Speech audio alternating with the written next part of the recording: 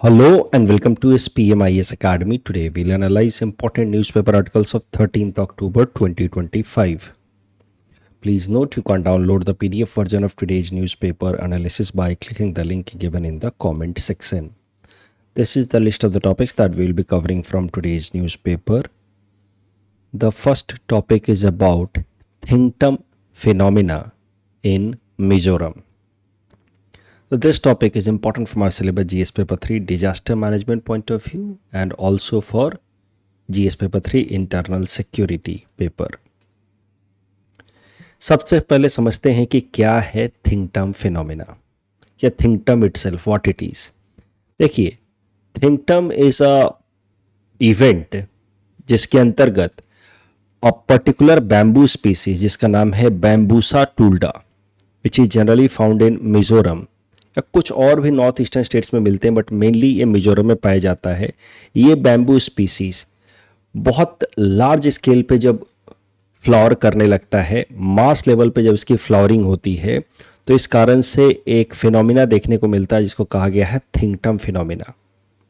इसमें होता क्या है थिंगटम फिनोमिना में कि जब ये बैम्बू स्पीसीज बाम्बूसा टूल्डा मास लेवल पे फ्लावरिंग करता है तो फिर इसके फ्लावर्स के साथ साथ जो इसके सीड्स आते हैं उन सीड्स को खाने के लिए बहुत सारे रोडेंट्स स्पेशली रैट्स स्क्विरल्स ये अट्रैक्ट होते हैं इनके सीड्स को खाने के लिए। जब इनके सीड्स लार्ज स्केल पे अवेलेबल होते हैं बिकॉज ऑफ मास फ्लावरिंग तो उनके सीड्स को खा करके ये रोडेंट्स की संख्या भी खूब मल्टीप्लाई होती है। चूहों की संख्या सरल भाषा में कहें तो बढ़ जाती है और जब चूहों की संख्या बढ़ जाती है बहुत लार्ज स्केल पे बिकॉज ऑफ मास फ्लावरिंग और उस फ्लावरिंग से associated large scale of production of seeds के कारण तो फिर ये चूहे वो सीड्स तो ख़त्म कर ही देते हैं।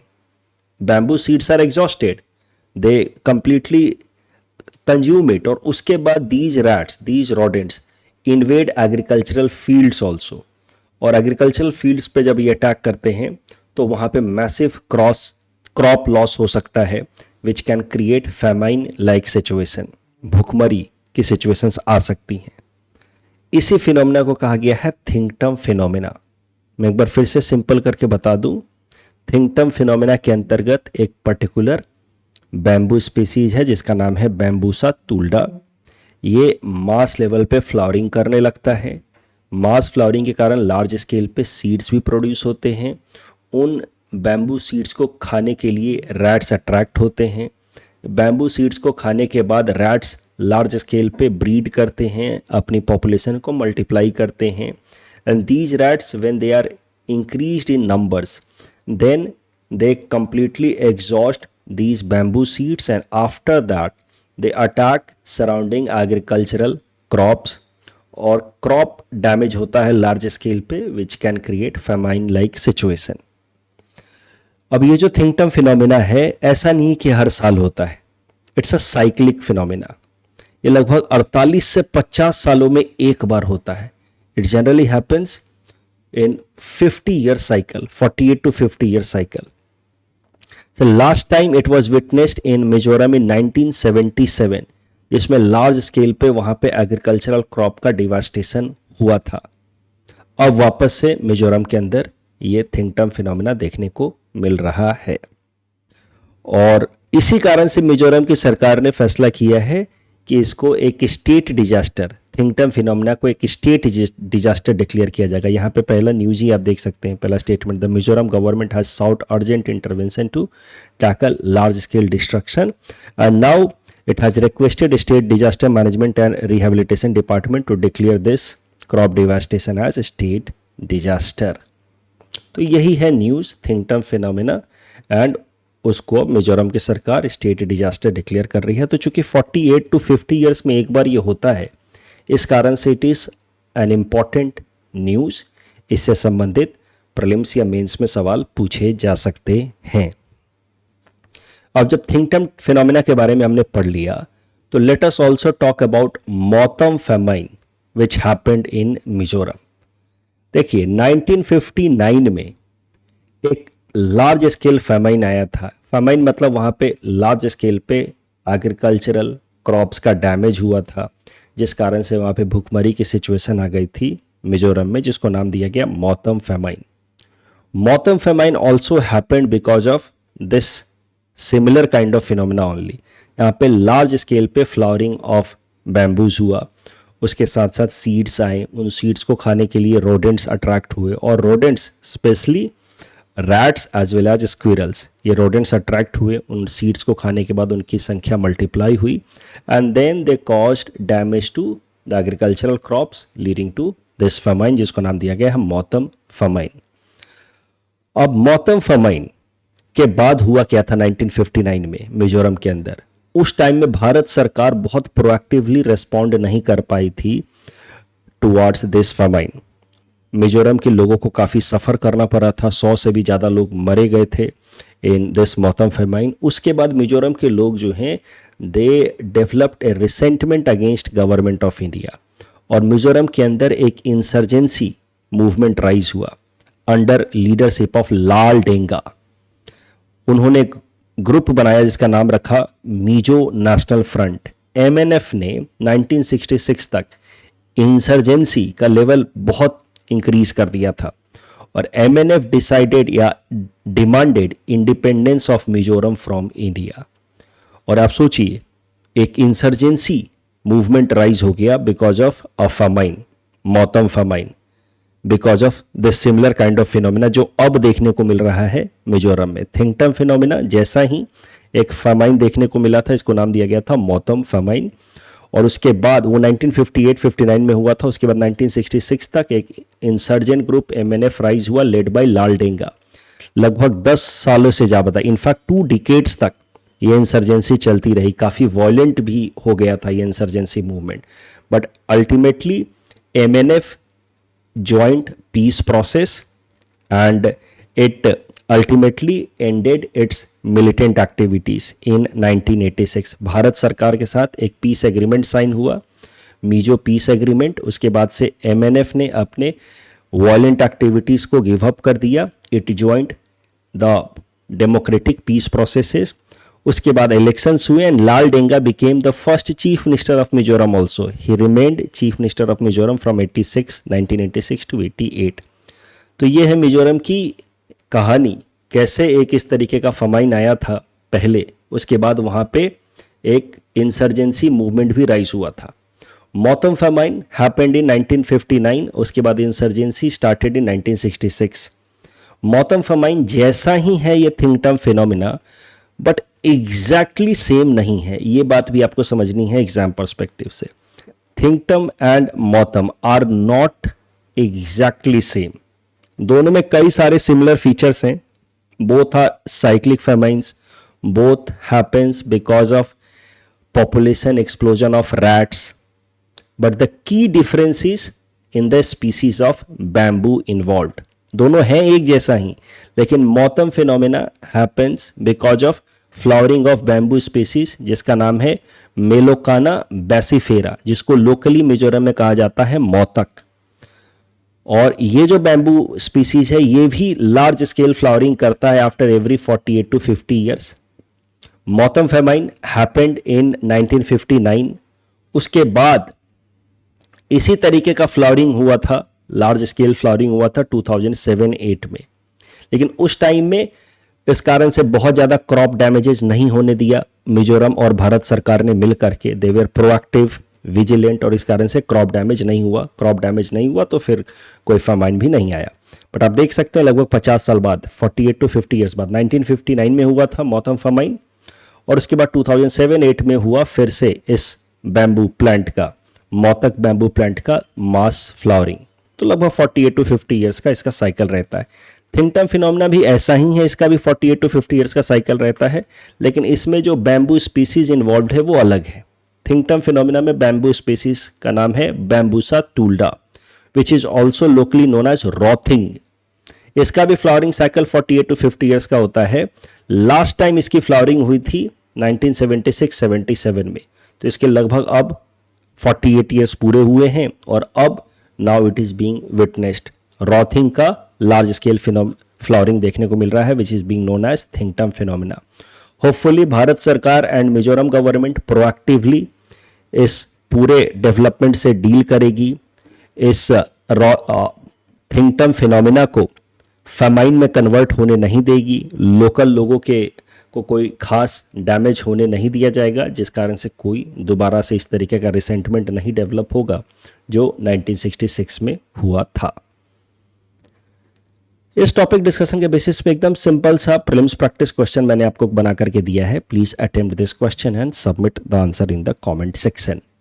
Next topic is about quantum computing generated random numbers. Important topic है, let us understand it. It is going to be important from our syllabus GS paper 3 science and technology point of view.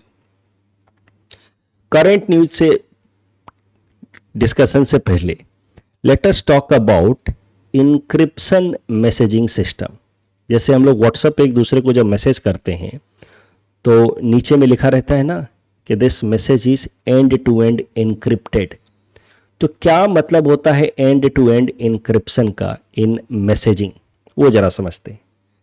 होता क्या है कि जैसे आपने एक message लिखा अपने दोस्त के लिए कि hello ABC, I am coming to your city on 15th October. मान लीजिए आपने ये मैसेज लिखा। अब ये मैसेज आपके दोस्त तक पहुंचे और बीच में इसको कोई और तीसरा ना पढ़ पाए, इसके लिए किया जाता है इनक्रिप्शन। इनक्रिप्शन में क्या किया जाता है कि आपके मैसेज को ब्रेक कर दिया जाता है। Your text is scrambled into something nonsense. एकदम वो ब्रेक होकर के कुछ ऐसा दिखेगा जो कोई और समझ ही नहीं पाए, ABCXYZ समथिंग। तो इसको कहा जाता है scrambling the text into something seemingly nonsense. और वो नॉनसेंसिकल टेक्स्ट आपके दोस्त के मोबाइल फोन पे पहुंचेगा, उसके व्हाट्सएप में। उस टेक्स्ट के साथ साथ एक की भेजी जाती है, की, चाबी जिसको कहते हैं हिंदी में। That key is in the form of a random number that will be generated from your mobile phone and that will be sent to your friend's mobile phone, and that key will be used to rearrange that scrambled text into the original text that hello ABC, I am coming to your city on 15th October। तो इस तरीके से आपने message type किया। Message जब आपने भेजा, send button दबाया, तो वो मैसेज व्हाट्सएप सिस्टम क्या करता है, स्क्रैम्बल कर देता है इनटू नॉनसेंस। स्क्रैम्बलिंग के साथ साथ एक की डेवलप किया जाता है in form of a number, a random number. और वो की एंड स्क्रैम्बल टेक्स्ट आपके दोस्त के मोबाइल फोन पे गया, और आपका दोस्त का मोबाइल फोन का जो व्हाट्सएप ऐप है वो उस की मदद से उस स्क्रैम्बल टेक्स्ट को वापस से रीअरेंज करेगा, और वो स्क्रैम्बल टेक्स्ट वापस से मीनिंगफुल इंफॉर्मेशन में रीअरेंज हो जाएगा। सो समझ लीजिए कि आपने ये मैसेज भेजा, दिस इज कोड, आपने ये मैसेज भेजा, यही आपका मैसेज ही है। इस मैसेज के साथ साथ एक की जनरेट होगा, एंड की सच में चाबी नहीं होता है, की is in the form of a random number. अब ये जो मैसेज है this is code, it will be broken into something nonsensical scramble text, इस तरीके का कुछ। This nonsensical scramble text along with the key will be sent to your friend's mobile phone, and your friend's mobile phone's app will use the key and this scrambled text to rearrange it, and again your friend will be able to see this। वास्तविक तौर पे हमको ऐसा नहीं कि खुद ही की का इस्तेमाल करना पड़ता है लॉक अनलॉक कर लिए, वो व्हाट्सएप बैकएंड पे अपना सारा एक्टिविटी खुद ही कर लेता है। जैसे हमने मैसेज टाइप किया, व्हाट्सएप बैकएंड में उस मैसेज को स्क्रैम्बल करेगा, की जनरेट करेगा, आपके दोस्त के मोबाइल फ़ोन पे पहुंचा, आपका दोस्त का मोबाइल फ़ोन वापस से उस की को इस्तेमाल करके स्क्रैम्बल टेक्स्ट को रीअरेंज कर लेगा। हमें कुछ नहीं करना पड़ता, हमें दिखता है साफ साफ कि हमने मैसेज भेजा और मेरे दोस्त को पहुंच गया ये मैसेज। बट इसको कहा जाता है end to end encryption, because बीच में कोई तीसरा इसको डिसाइफर ना कर पाए, उसके लिए इसमें की भेजा जाता है in the form of random number which used along with this scrambled text only will allow this message to be read। अब ये जो रैंडम नंबर जनरेट किया जाता है, ये सोचिए रैंडम नंबर है, चाबी की है, ये रैंडम नंबर अगर किसी को मिल जाए तो वो फिर इस स्क्रैम्बल टेक्स्ट को रीअरेंज कर सकता है। अब प्रॉब्लम क्या है कि मौजूदा जो इंक्रिप्शन टेक्नोलॉजी है, जो जैसे व्हाट्सएप में है, इसको बड़ी बड़े कॉरपोरेशंस, गवर्नमेंट्स, मिलिट्री यूज करती हैं। अब उसमें प्रॉब्लम क्या है कि ये जो मौजूदा इंक्रिप्शन सिस्टम है उसमें ये जो रैंडम नंबर जनरेट किया जाता है that is actually not purely random, that is actually generated with help of a conventional computer which is algorithmically developed. तो वो देखने में रैंडम लगता है, रैंडम नंबर। जैसे मान लीजिए कि हमको जो ओटीपी आता है, सम ओटीपी 17924, हमको देख करके लगता है कि ये रैंडम नंबर है, बट वो जनरेट किया गया है by some conventional computer system and that also is seemingly random, but उसके पीछे भी कुछ ना कुछ एल्गोरिथम है। अगर उस एल्गोरिथम को कोई समझ ले तो सो कॉल्ड रैंडम नंबर्स को भी समझ सकता है। इसीलिए ये जो रैंडम नंबर्स एज ए की इस्तेमाल किए जाते हैं in end to end encryption messaging, they are known as pseudo random numbers because they have been generated through conventional computers. They have been made random by some algorithm, and if someone understands the algorithm behind generation of these random numbers, then that person can predict the random numbers and can use those random numbers for decoding the encrypted messages. So that is why the current system of message encryption में the random numbers are known as pseudo random numbers, not real. Pseudo का मतलब हो गया not real. They appear random number but they are not really random number. अब अभी तक तो चलिए end to end encryption messaging चल रहा है। मैंने कहा जैसे सरकारें भी इस्तेमाल करती हैं अलग अलग platforms of end to end encryption messaging, जिसमें ये सूडो रैंडम नंबर्स का इस्तेमाल किया जाता है। बट प्रॉब्लम क्या है कि जैसे जैसे क्वांटम कंप्यूटर्स आते जाएंगे, कन्वेंशनल कंप्यूटर्स के लिए, जो कंप्यूटर्स हम और आप इस्तेमाल करते हैं, उस कंप्यूटर्स के लिए ये एल्गोरिथम का पता लगाना और सूडो नंबर्स को जान पाना थोड़ा कठिन है। But with rise of computer quantum computers, the understanding या deciphering of this algorithm behind generation of pseudo numbers will be not difficult. Quantum computing की मदद से जो उसके यूजर्स हैं, they will be able to understand the algorithm use to develop pseudo random numbers and then they will be able to break the encryption, और उसके बाद end to end encryption messaging system में fail. तो सरल भाषा में कहें तो with rise of quantum computers there is huge threat to messaging system, end to end encrypted messaging systems, because quantum computers can break the algorithm, they can decipher the algorithm and predict the pseudo numbers. So that is a threat with rise of quantum computing, that encrypted messaging system may fail. इसी direction में recent development हुआ है। Bangalore based एक institute है, Raman research institute. इसने एक नया method develop किया है यूजिंग क्वांटम टेक्निक्स इटसेल्फ, जिसके मदद से we can generate a truly random number. यही है news, quantum computing generated random numbers. Quantum computing की मदद से ही एक ट्रू रैंडम नंबर जनरेट किया जा सकता है। ये मेथड डिपिक्ट किया है रमन रिसर्च इंस्टीट्यूट ने। ट्रू रैंडम नंबर क्या है? ट्रू रैंडम नंबर मतलब जिसके पीछे कोई एल्गोरिथम नहीं है, एल्गोरिथम या कोई पैटर्न है ही नहीं। ट्रू रैंडम नंबर्स अभी तक सिर्फ नेचुरल फिनोमिनाज में देखे जाते थे, जैसे रेडियो एक्टिविटी में या वेदर इवेंट की, कभी बारिश हो गई, कभी तूफान आ गया, they were true randoms. But now true random numbers could be generated. ऐसा एक सिस्टम डेवलप किया है with help of quantum computing itself, Bharat की इस इंस्टीट्यूट रमन रिसर्च इंस्टीट्यूट ने।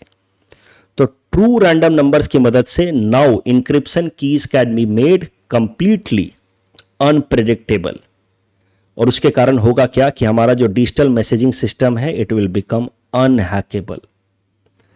तो सूडो रैंडम नंबर के पीछे एल्गोरिथम होता है, true random numbers are exactly completely random. तो इस कारण से हैकर्स जो हैं इसको क्वांटम कंप्यूटर्स की मदद से भी ब्रेक नहीं कर पाएंगे। तो सरल भाषा में एक लाइन में पूरा मैं मैसेज न्यूज़ बताऊं, है बहुत इंपॉर्टेंट आने वाले साल के लिए, क्योंकि जो मैंने प्रॉब्लम बताया कि end to end messaging encryption system अभी हम लोग फॉलो करते हैं in order to send messages, इसके लिए एक बड़ा चैलेंज है quantum computing. With rise of quantum computing our encrypted messaging system would fail. उसका सॉल्यूशन दिया है रमन रिसर्च इंस्टीट्यूट ने कि अब हम लोग एंड टू एंड इंक्रिप्शन के लिए जो की होगा that key will not be random, that key will not be pseudo random number, that will be true random number, and that true random number will be also generated with help of quantum computing. So this makes our encryption messaging system purely encrypted या unpredictable and unhackable. So that is a very big development. इस topic discussion के basis पे prelims practice question है, ऐसा सवाल तो आपसे पूछा जा सकता है प्रीलिम्स में, मेंस में आपसे ऐसा सवाल पूछा जा सकता है कि what is the significance of generating true random numbers in context of end to end encryption. तो पहले बताइए एंड टू एंड इनक्रिप्शन है क्या, फिर बताइए सूडो रैंडम नंबर्स के बारे में बताइए, फिर बताइए ट्रू रैंडम नंबर्स के बारे में, थोड़ा करंट डेवलपमेंट बताइए। रमन रिसर्च इंस्टीट्यूट ने ऐसा डेवलप किया है, ट्रू रैंडम नंबर्स जनरेट किया जा सकता है with help of quantum computing itself. और फिर उसका फायदा बताइए डिजिटल सिक्योरिटी में, enhance security, quantum safe cryptography, messaging, private messaging, इन सब में it could be helpful. Next topic is about Maitri 2 station in Antarctica, important from our syllabus GS paper 3 science and technology point of view. देखिए Antarctica southern pole region में, जो Antarctica reason है वहां पे भारत ने 3 रिसर्च स्टेशन अभी तक बनाए हुए हैं for conducting research in several areas, specially understanding climate in the polar areas, उसके अलावा चेंज इन ओशनिक टेम्परेचर, इन सब चीज़ों को समझने के लिए भारत ने 3 रिसर्च स्टेशंस बनाए हैं। सबसे पहला बनाया गंगोत्री, दक्षिण गंगोत्री, इसको बनाया गया था 1983 में, 1990 तक इसने फंक्शन किया, उसके बाद it became dysfunctional, actually it got subducted beneath ice. उसके बाद 1989 में बनाया गया मैत्री और 2012 में बनाया गया भारती। ये 2 अभी फंक्शनल रिसर्च स्टेशन हैं भारत के अंटार्कटिका रीजन में, मैत्री एंड भारती। दक्षिण गंगोत्री हैज बीन सबमर्ज्ड। अब न्यूज ये है कि फाइनेंस मिनिस्ट्री ने एक और रिसर्च स्टेशन को एस्टैब्लिश करने का फैसला किया है in the eastern region of Antarctica. उस नए रिसर्च स्टेशन का नाम होगा मैत्री 2 and it will be overall India's 4th research base. जब ये फंक्शनल हो जाएगा तो 3rd functional research base in Antarctica. इसका भी मेनली काम यही होगा कि क्लाइमेट को स्टडी करना in the polar area, oceanic temperature में वेरिएशन कैसे हो रहा है in the polar area because of climate change, and in overall environmental studies करेगा मैत्री 2। इट इज एक्सपेक्टेड कि Maitri 2 will become completely functional by 2029। Maitri 2 को इंप्लीमेंट करने वाली एजेंसी है national centre for polar and ocean research Goa. This NCPOR which is located at Goa operates under Ministry of Earth Sciences। इस topic discussion के basis पे prelims practice question है, please attempt this question and submit the answer in the comment section. Next topic is about slender billed curlew, this bird has now been declared extinct. Prelims perspective से बहुत important है, UPSC को इस तरह के सवाल बहुत पसंद है, तो ध्यान से सुनिएगा। IUCN इंटरनेशनल ऑर्गेनाइजेशन है which works in the direction of conservation of floras and faunas, उसने डिक्लेयर किया है that this bird slender billed curlew is now extinct. This bird was earlier a widespread migratory bird, अलग अलग continents के ऊपर migrate करते रहती थी। It once was found over mainland Europe, North Africa and West Asia, but पिछले 30 सालों से it has not been seen. The last confirmed sighting of this slender billed curlew was in 1995 at मर्जा जेरगा, Morocco में आखिरी बार इसको देखा गया था 30 साल पहले। उसके बाद से no individual bird of this species have been seen. कई सालों से इसको ढूंढने की कोशिश की जा रही है, इसके पॉपुलेशन को स्टडी करने की कोशिश की जा रही है। पिछले 30 सालों से इस बर्ड का कोई भी इंडिविजुअल नहीं देखा गया है। Now that is the reason why IUCN has declared this slender billed curlew an extinct bird species. इसको हाईएस्ट लेवल ऑफ प्रोटेक्शन भी दिया गया था under convention on migratory species, इसको अपेंडिक्स 1 में रखा गया था। इसके बावजूद भी now this bird has been extinct completely, that is why it is in news. इससे रिलेटेड प्रॉब्लम्स में प्रश्न पूछा जा सकता है। मैंने सिंपल सा प्रश्न बना करके दिया, you can attempt this question. Submit the answer in the comment section. अभी तो आपको ये प्रश्न काफ़ी सरल लगेगा, बट प्रीलिम्स के दौरान यही छोटी छोटी चीज़ें भी याद नहीं आती हैं। तालिबान से रिलेटेड दोनों स्टेटमेंट गलत है। UN has not granted full membership status and Russia has officially recognise Taliban, so दोनों स्टेटमेंट गलत हैं। CCTS से रिलेटेड तीनों स्टेटमेंट सही हैं। यहाँ पे तो सीधा जवाब होगा ऑप्शन बी, एंड ये भी तो सीधा सीधा है, Norwegian Nobel Committee. That's all from our side for today, thanks for watching.